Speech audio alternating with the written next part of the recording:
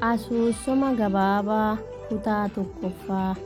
Egaa hundi keenya gaafa teenyee, dhaabbannee, hidhamnee, hiikamnee, deemnee, fiinnee, calleesnee, guddannee, gammannee, xumurree waa'ee jireenyaa, waa'ee jaalalaa yaaduu keenya hin oolu.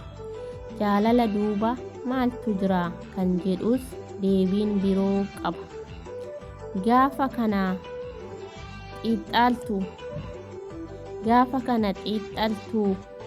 xiixxaltuu gocha san dhugaa tokko argitee irra hin dabartu. Barattoota lama turan. Barattuu seenaa fi barataa falmataa turan. Falmataa jennaan falmataa libaanii taruu sitti hin fakkaatin. Barattoonni isaan lamaanuu yuunivarsiitii Haromaayaa keessatti damee barnoota injinaringii baratan. Seenaan waggaa sadaffaa yoo taatu falmataan waggaa arfaffaa. Inni Oromiyaa jiddu galeessatti dhalatee guddate. Ishiinis Oromiyaa lixaa yoo ta'u, lamaan isaanii ijoollee Oromiyaa baadiyyaatti dhalatan guddatanidha. Seenaan akkaataan uumama ishii baay'ee nama ajaa'iba. Iccitii ishii beekuun ulfaatus kan beekumsaa fi bareedina ishii dhiirota hedduu akka bubbee arfaasaa asiif achi raasa. Rifeensi ishii dugda irraan hanga yeroo deemtuu akka bishaanii gibbee deemuu malee sagaleen hin dhageessistu. Ijji ishii akka urjii birraa calaqqisti. Seenni ilkaan ishii akka itirika dukkana keessatti ifa. Konkonni funyaan ishii akka waan ogeessi boca fakkaata. Akka waan ogeessi boce fakkaata. Guutuun ishii akka tulluuwwan Oromiyaa keessa uumaman kan dhaabbataadha. Seenaan yeroo kolfitu sagaleen onnee nama raasuu tokko osoo hin daangessin ol ibsiti.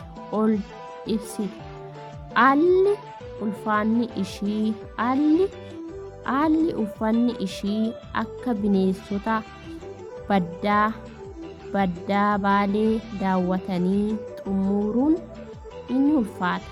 Akka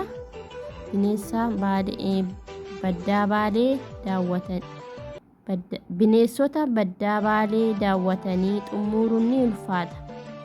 Falmataan baay'ee boonadha, beekamaadha. Gaafa namni baay'ee haasa'u baay'ee dhaggeeffata. Rifeensi bocaa odaa Oromoo fakkaatee akka bosonaa Oromiyaa durii daawwatee hin quuftu. Kan bareedina isaa akka Sumayyaa lamaanii ol qajeeladha kan nama dhibu. Falmataan barnoota isaatti baay'ee cimaadha. Yoon jedhe isa hin madaalu. Gaafa barsiisaan gaafii isa gaafatu akka leenci yeroo garaa bookkisu. Bineensonni isaan kuni asiif achi shokosan. Barattoonnis maal jedhanii isa hin dubbisu. Kan baranne kana hin baranneeraa barannee irraa laata jedhan. Kana barannee irraa laata jedhan. Daftara isaanii asiif achi garagalchuu isaan lamaanuu gumii aadaa fi ogabbaruu afaan Oromoo keessatti hirmaannaa cimaa qabu. Kan falmataa nama ajaa'ibu tokko yoo jiraate guyyaa ayyaanaa, keessumaayyuu guyyaa ayyaanaa sabaaf sablammootaa huccuu taasistii dhiigan baasanii jedhu uffachuun beekama. Saba kanaaf baay'ee dararama. Haa ta'u malee osuma barattoota deemee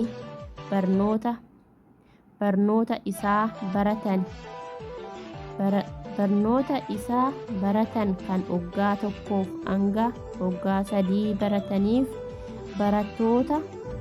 barnoota dabalataa tutturaniidha. Tutturanii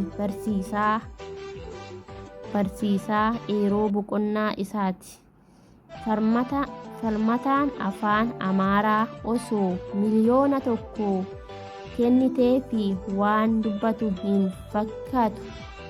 Barnoota dabalataa kan yeroo barsiisu barattoota saba biroo daree sanuu dhoowwee barataa Oromoo qofa isa barbaaduuf afaan Oromoo hiikee akka fedhaatti barsiisa. Kanaaf sabaaf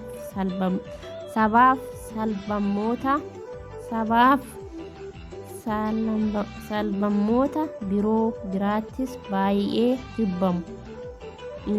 Hin oolle seenaan barattuu waggaa 3ffaa waan taateefi lamaan jalaa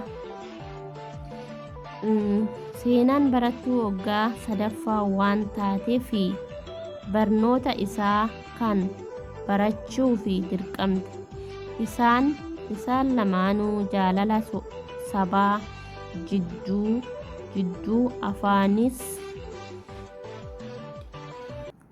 guddina afaanis jireenya isaanii yaaduu malee guyyaa tokkos waa'ee jaalala dubbatanii waan hin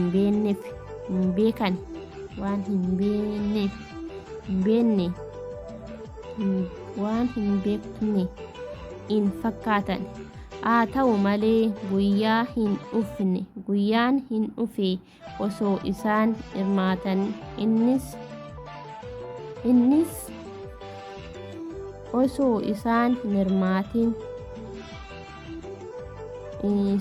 hirmaatiin anis osoo barsiisuu isheenis odoo barattuu wal ajaa'ibuu jalqabanii kutaa 2ffaan itti fufaa. Asoosama gabaabaa waan na dhaggeeffataniif galatoomaa. Maatiiwwan koo kan biyya keessa jirtaniif kan biyya alaa jirtaniif akkasumas warri maatii naaf hin ta'in maatii naa ta'anatti dabalamaadha. Anillee maatiin isinii ta'a. Kutaaf amantaadha waliin qonnu. Akkasumas warri maatii naa taatanii jirtanii guddaa tokko galatoomaadha. Like share gochuudhaan jajjabeessitanii asiin nageessanii guddaa tokko galatoomaadha. Baay'een isin jaaladha, baay'een isin kabajaa. Asumatti xumurama. Asoosama gabaabaa kutaa 1ffaa kutaa 2ffaan itti fufaa. Yoo isinitti tolee like share gochuu hin dagatinaadha. Waan hedduu irraa barattu, waan hedduu ergaa of keessaa qaba waan ta'eef irraa baradhaadha, itti bohaaradha. Like share gochuu hin dagatinaadha. Baay'een isin jaaladha, baay'een isin kabajaa. باي باي. أما فيديو برا ولتي ديبنوتي نغانا ترى باين سنجالة لايك شير وشو انتقتنا. باي باي.